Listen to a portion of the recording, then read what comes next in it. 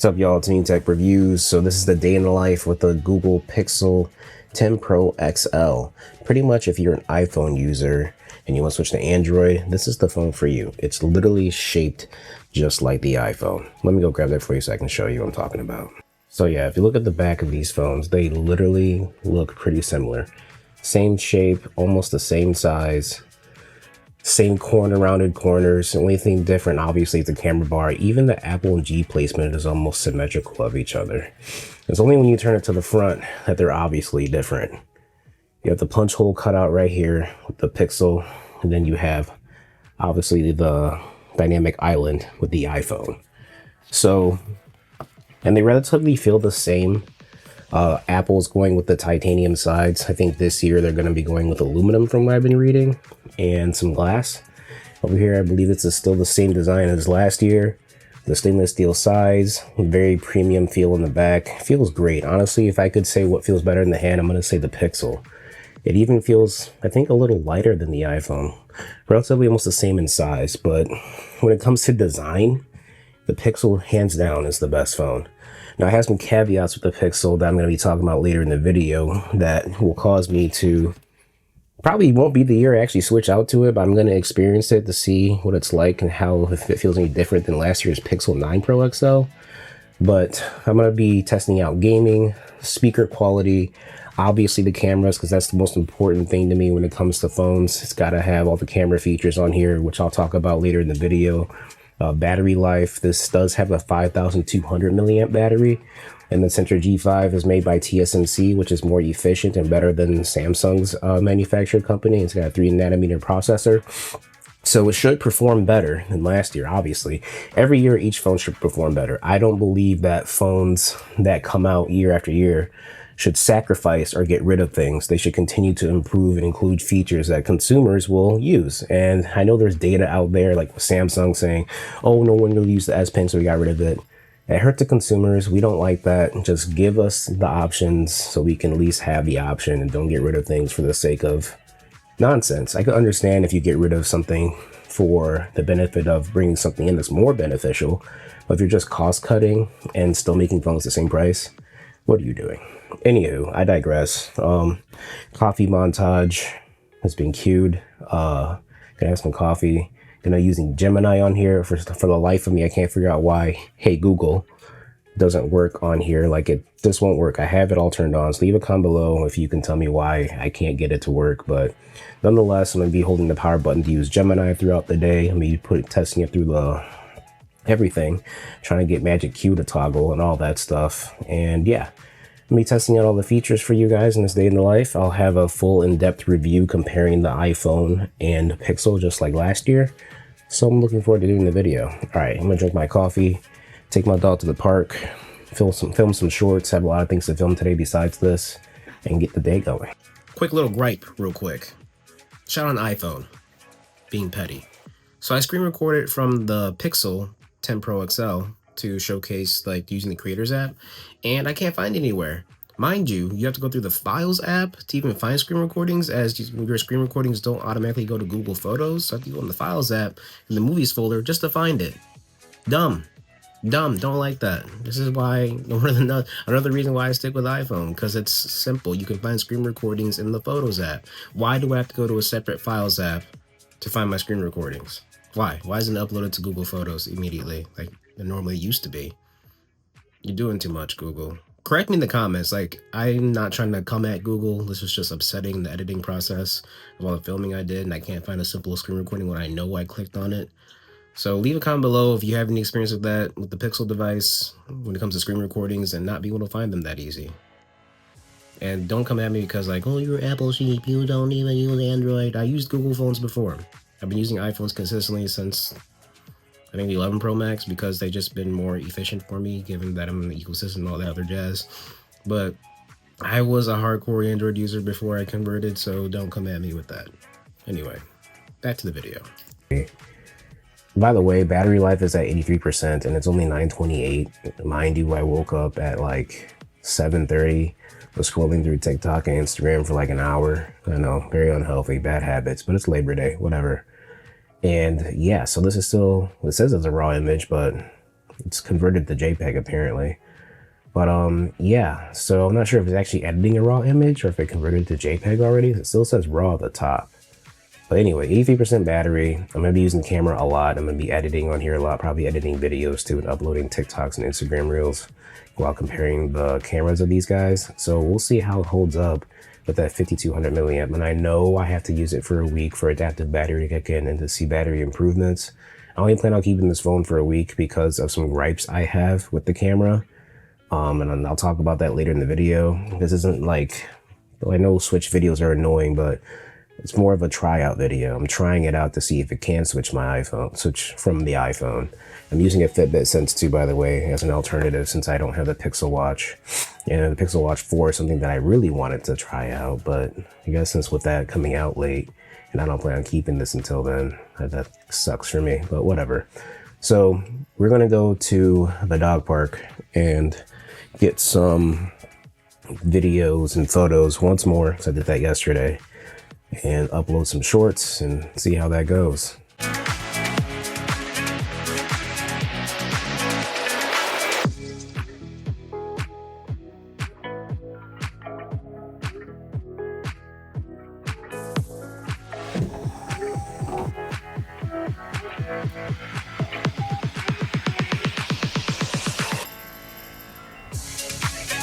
All right, so one thing that I definitely do like about Android is the Android Auto feature, and let me show you. So I do like that Apple Music plays well on here, and for some reason I can't get the map to like go away. So that's one thing I actually don't like, is that the map is always going to be full screen or somewhere on the screen. But I think Android Auto has a better interface when it comes to like, I don't know. But iOS 26 does look better now that it's improved. But yeah, I don't know if I like that I can't get rid of the map from the screen. So that's great. So anywho, I'm out here vlogging, right? And I'm trying to make sure that I maintain the right shutter speed on here when I'm shooting at 4K 30, because if you go any higher or lower, the motion blur and just doesn't look good. So I have my camera set to aperture priority, where it adjusts the aperture to ensure exposure stays good. So I'm going to ask Gemini some questions. If I'm vlogging outside, how do I keep my image and exposure at the right setting while shooting 4K 30? Set your shutter speed to 1/60th of a second for a cinematic look, as it's double your 30 FPS frame rate. Use a variable ND neutral density filter to control brightness and changing light, allowing you to maintain your chosen shutter speed and aperture without overexposing the footage. Keep your ISO as low as possible, ideally 100, to minimize grain. What's the best ND filter I can buy that doesn't break the bank? For a good balance of price and quality, the K&F Concept Variable ND filter is a popular choice among creators. Can you send me the Amazon link for that? Unfortunately, I can't provide a direct link to a specific product on Amazon, as those links can change. It's interesting because it sent me a direct link before. Can you send me any links that can direct me to purchase the item?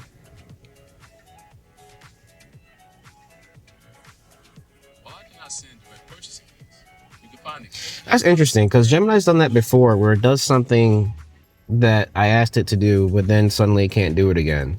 So that's frustrating, but it did provide me the Amazon link before when I asked it that question. But yeah, I mean, it's pretty helpful in that regard. So I'm going to navigate to the dog park and take some photos between the iPhone and the Pixel. So this is the front-facing camera of the Pixel 10 Pro XL. Day in the life, we're at the dog park with my dog, Loki. He's enjoying his time here. The Pixel offers the widest angle for the front-facing camera, so it's probably the best phone for vlogging for the front-facing camera if that's what you want to do, and not turn your phone around and utilize the ultra-wide angle. But I am upset that the Tensor G5 and the upgraded ISP isn't strong enough to process cinematic blur at 30 frames per second. Or 30 frames per second. The front-facing camera can't use cinematic blur. I don't know why. It's 2025. Google needs to get it together and get up there with the competitors. And I know I'm asking for a lot, but it's 2025, and if Google really wants to compete and lure iPhone users to using Pixels, they should offer at least what the iPhone offers when it comes to video capabilities.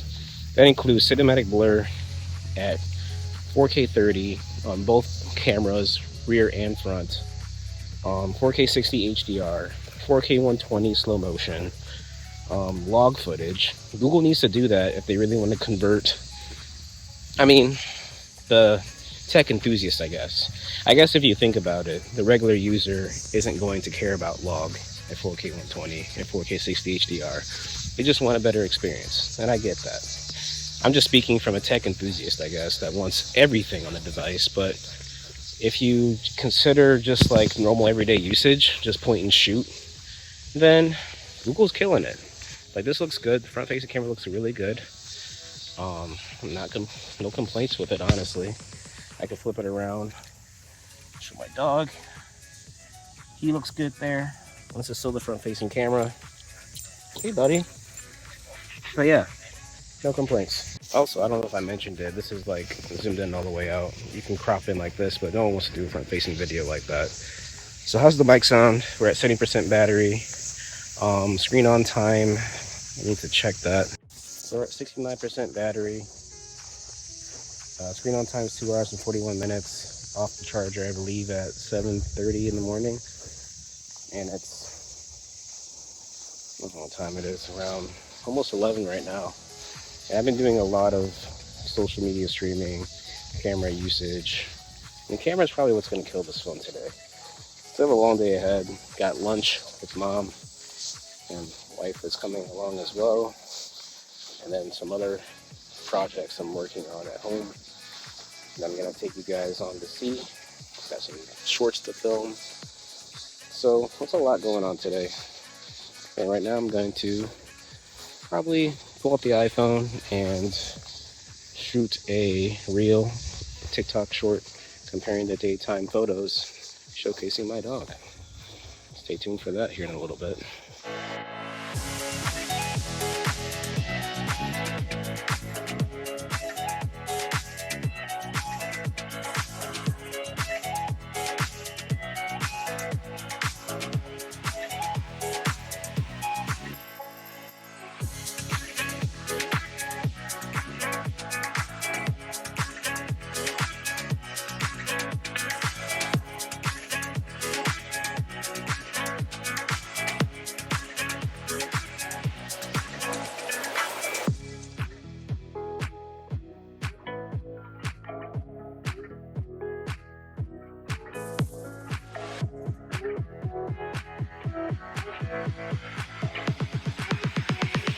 Hello friends, we are at 20% battery. It is 2:43 in the afternoon.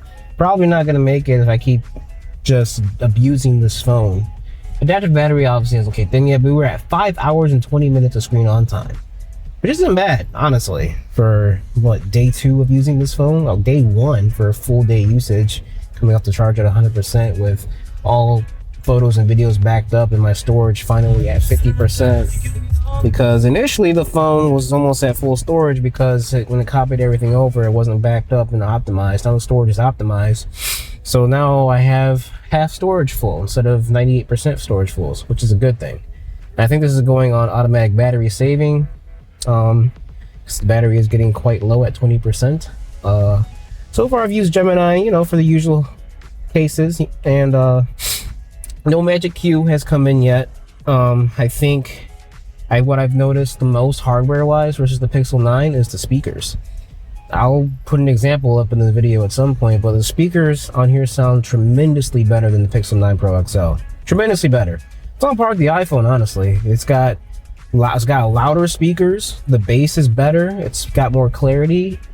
Maybe just as good as the iPhone, to be honest. The speakers on here are madly improved. Pixel devices, and from my experience, I've had weaker speakers, but these sound good.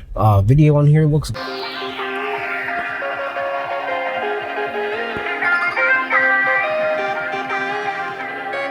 Here's the Pixel 10 Pro XL speakers.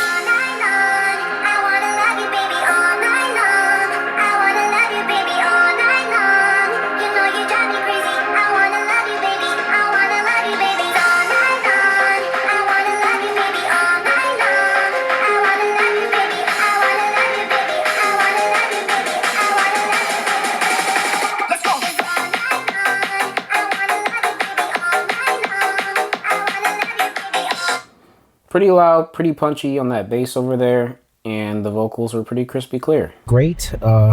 Camera quality on here in the daytime has been, you know, pretty good so far.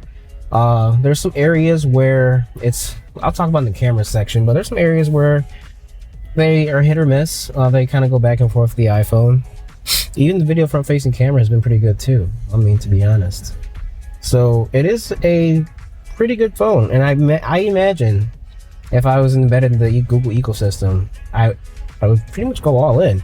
I'm sure the Pixel Buds Pro 2 don't sound that bad. I haven't had them before, never tried Pixel Buds before, but I'm sure they're not bad.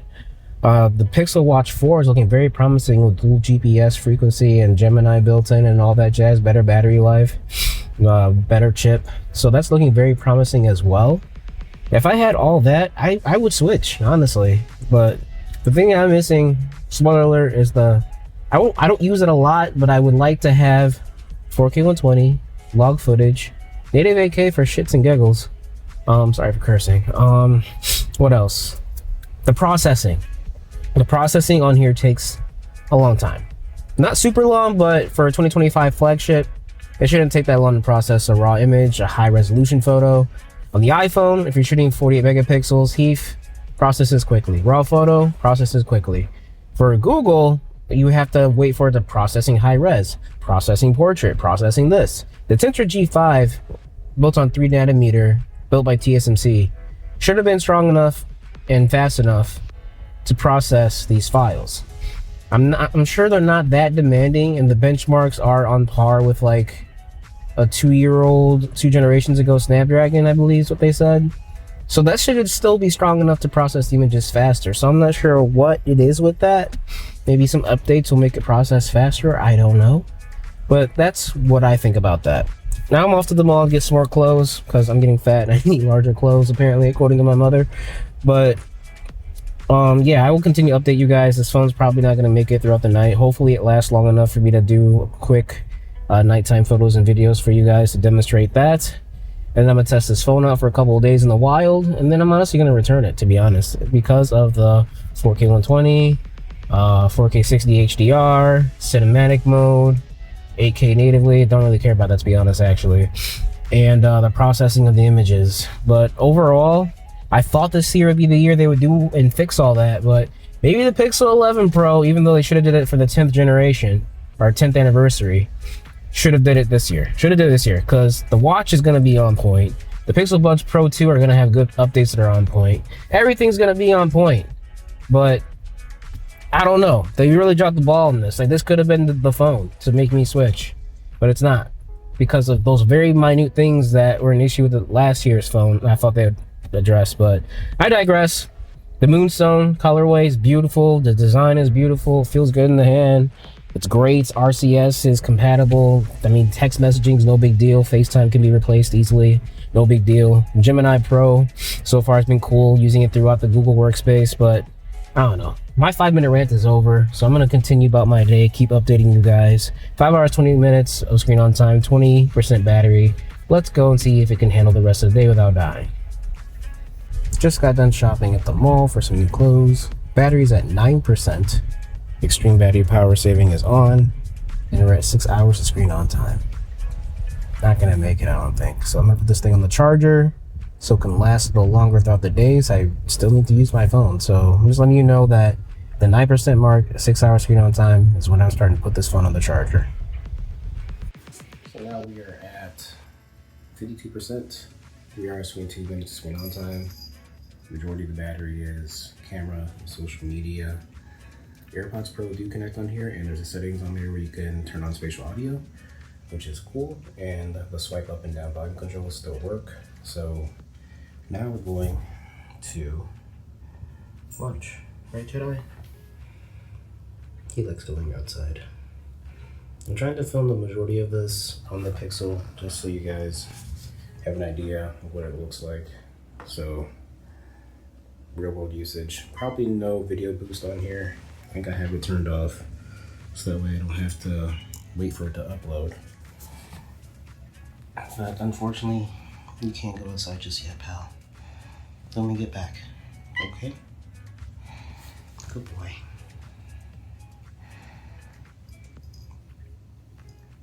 He's a good cat. Right, Gemini? Hello. So it is October 26th, and I filmed this video a long time ago and haven't put it out yet.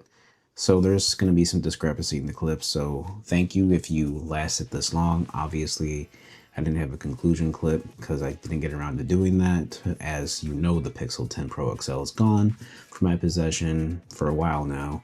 But all in all, it was a decent day in the life of the phone. The battery life did have improvements eventually down the road after owning it and using it. But yeah, I hope you enjoyed the video. I hope the camera clips were helpful. I know it's late and this phone's been out for a while now, but this was my day in the life with the Pixel. Didn't last long. Had to put on the charger eventually, but again, it was still learning my usage habits, so I give it some grace. But yeah, the phone is phenomenal if you're in the Android space or if you're an iPhone user that wants to switch to Android. This is the phone to do it with. Steam Tech Reviews. Thanks for watching. Peace.